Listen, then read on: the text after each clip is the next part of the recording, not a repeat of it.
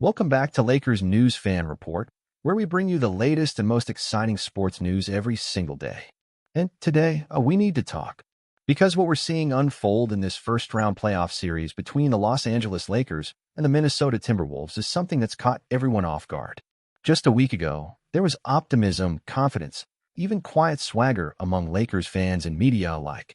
But now, after 4 games, everything has changed. The Timberwolves lead the series 3-1. And for the Lakers, a team built on championship aspirations, the margin for error has disappeared completely. But here's the thing.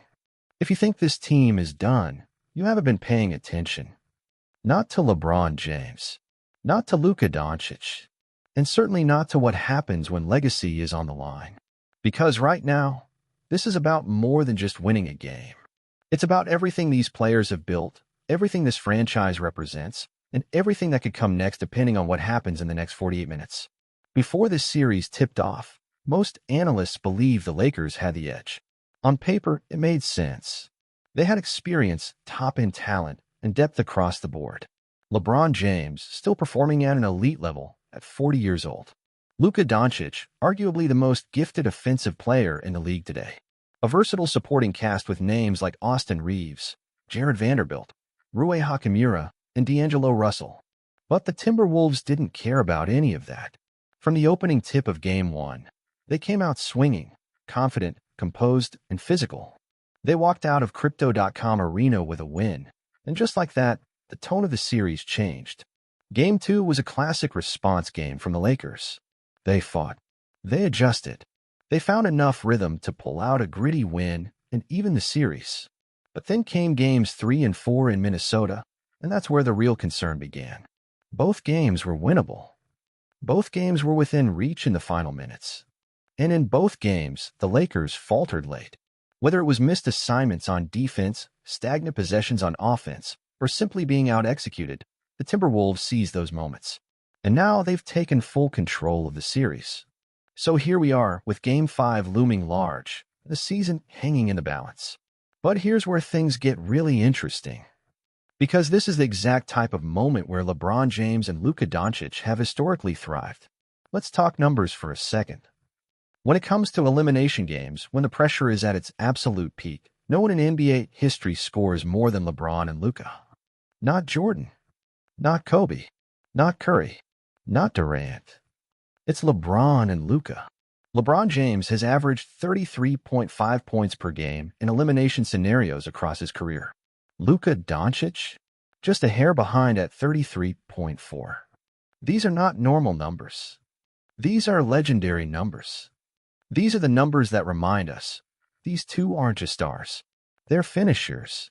They're fighters. They're built for moments like this. LeBron, at 40 years old, is preparing to play in his 292nd playoff game. Let that sink in for a second. That's more playoff games than some players even have in total games played. And what's more remarkable is that his production hasn't dropped off. He's averaging nearly 28 points, 9 rebounds, and over 7 assists per game in the postseason at age 40. That's not just durability, that's all-time greatness, refusing to fade. And Luka? He's doing exactly what the Lakers hoped for when they pulled the trigger on that blockbuster trade earlier this season. At 26, in his first playoff run in the purple and gold, Doncic is putting up MVP-caliber performances. Over the first 4 games of this series, he's averaging over 30 points, 7 rebounds, and 5 assists per night, while shooting nearly 47% from the floor and logging over 42 minutes per game. But even more than the numbers, it's his mindset that stands out. Luka doesn't shy away from the moment. He welcomes it. He thrives in it. You can see it in his eyes every time the ball's in his hands with the shot clock winding down. This isn't just another playoff round for him. It's a chance to cement himself as a legend in Laker history. Still, for all the heroics of LeBron and Luka, there's no denying that this team is facing real issues. The offense has become increasingly predictable, centered too heavily on Luka's isolation and pick-and-roll dominance, with little movement away from the ball. Austin Reeves, once heralded as the team's third star, has seen his role shrink dramatically in these playoffs. After a regular season where he averaged over 20 points and operated with the ball in his hands frequently, Reeves is now often relegated to a corner shooter, removed from the flow that made him such a weapon earlier in the year. And then there's D'Angelo Russell. His shooting touch has come and gone, and defensively, he's been a target. The Timberwolves have relentlessly attacked him in pick-and-roll situations, forcing switches and exploiting matchups. Rui Hachimura, while providing occasional sparks, hasn't been consistent. Jared Vanderbilt, back from injury, is playing hard but looks a step slow. And the bench unit has been outplayed by Minnesota's reserves more often than not. So now the question becomes, can this group, as currently constructed, pull together one more time to extend the series? Because let's be clear, the Lakers are not just playing to avoid elimination. They're playing for legacy, for pride, for future contracts, coaching stability, and possibly even the next era of the franchise. A first-round exit after acquiring Luka and betting big on a championship push would be nothing short of disastrous. Some insiders are already speculating. Could this be the end of the LeBron-Luka experiment if things go south? Is there a scenario where LeBron chooses to opt out this summer and test free agency? What if the team decides to retool again? Maybe even dangle Reeves or Russell in trade talks for a third star. And what about J.J. Redick? Hired with minimal experience but maximum trust from the front office, Redick has had his philosophies tested under playoff fire. If the Lakers lose this series, will the blame fall on him? Or will the front office double down on continuity? There are no easy answers. But one thing is certain, everything changes depending on what happens next. This is where seasons are defined. This is where careers are remembered or forgotten. And this is where LeBron and Luka have the opportunity to silence every doubter, every skeptic, every fan who's already written them off. Because history tells us this, when you count out LeBron James too early, you usually end up looking foolish. And when you question whether Luka Doncic is ready for the big stage, he tends to answer with a step-back three right in your face. Game 5 is coming. And with it, a chance to rewrite the story. But what do you think about all of this? Are the Lakers truly finished, or is this just the calm before a legendary storm? Look at Anthony Edwards, the young star on the other side of this battle. He's not just leading Minnesota in scoring, he's imposing his will on the series. Defensively, he's giving the Lakers nightmares with his ability to guard multiple positions. Offensively, he's playing with a freedom and fearlessness that only comes when a player believes he's the best on the floor. And honestly, in stretches, he has been. His emergence as a true two-way force is one of the biggest reasons the Lakers are on the ropes right now. That puts the Lakers in a fascinating and precarious position. Because while they have the experience, Minnesota has the momentum. And momentum in the playoffs can be everything. Just ask last year's Miami Heat. When a team believes in its system, trusts its players, and smells blood in the water, they become dangerous. That's exactly what the Timberwolves are right now. A dangerous, confident, hungry squad that sees a chance to knock off two of the biggest names in the sport. But don't think for a second that LeBron and Luka don't know what's at stake. These guys live for legacy, for narrative, for history. And while the series score says 3-1, the story isn't over. LeBron has come back from worse. We all remember 2016. Luka has carried undermanned teams through the fire before. Just think back to his battles against the Clippers in Dallas. The situation is dire, yes, but hopeless? Not even close. What the Lakers need now is not just production, it's unity. Too often in this series, they've looked disconnected. The ball sticks, the help rotations are late, and players are visibly frustrated with one another. This team doesn't just need a win in Game 5. They need a statement win. One that reminds everyone, including themselves, why they were considered title contenders in the first place. One potential adjustment the coaching staff is reportedly considering is giving more minutes to Max Christie and Jackson Hayes. While they haven't played major roles this postseason, their energy and defensive effort could be the spark the Lakers desperately need. Christie, in particular, has shown flashes of being a capable wing defender who can knock down open shots. In a series that's been defined by toughness and hustle, inserting fresh legs might be exactly the right move. Another key lies in the rebounding battle. Minnesota has dominated the glass, particularly on the offensive end, creating countless second-chance opportunities. That simply cannot continue if the Lakers hope to extend the series. This is where AD, who's had a quieter impact than expected, needs to assert himself with authority. The Lakers need that version of Davis. The one who patrols the paint like a monster and swallows up every rebound in sight.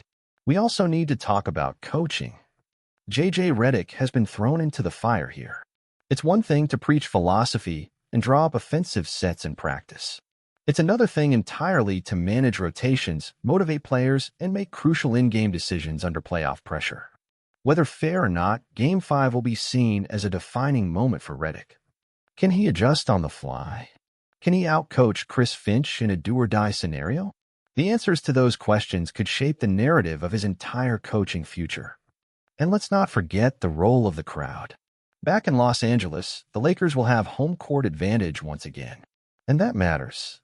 The energy at Crypto.com Arena can be electric when the team gives the fans something to believe in. But if the Lakers come out flat, that energy can turn quickly. The home crowd won't save them, but it can fuel them. Especially if they bring the kind of intensity this moment demands. So much of this game will come down to the first 6 minutes. Will the Lakers punch first? Or will the Timberwolves immediately apply pressure and test LA's mental toughness? It might sound dramatic, but those opening minutes could dictate the flow of the entire night. If the Lakers can build a lead early and play from in front, their chances rise significantly. But if they fall behind again, that mountain gets steeper by the possession. Another X factor: free throws. It's not glamorous, but it's often decisive. The Lakers have missed a number of critical free throws late in games this series, the kind of misses that swing outcomes. In a game where every point matters, those moments can't happen again. Veterans like LeBron and Luka usually thrive at the line, but the team as a whole needs to shoot better than they have so far. Behind the scenes, there's also a real sense that this game could shape the summer. If the Lakers win and push the series to 6, that gives the front office more reason to believe in this core.